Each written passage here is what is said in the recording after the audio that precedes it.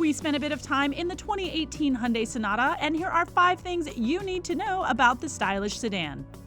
While the naturally aspirated 2.4-liter engine is standard, the 2-liter turbocharged four-banger puts out 245 horsepower and 260 pound-feet of torque.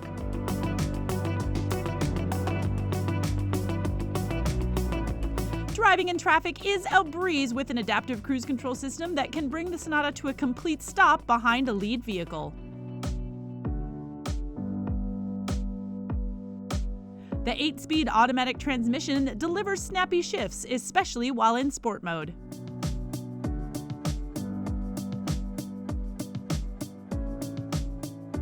The redesigned front end gets LED daytime running lights standard, and the available LED headlights come with dynamic bending light.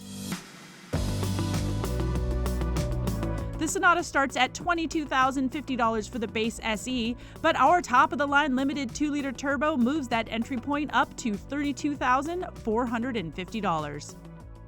That's 5 things you need to know about Hyundai's next-generation sedan. You can check out the full review as well as a deep dive into all the technology of the 2018 Hyundai Sonata right here on theroadshow.com.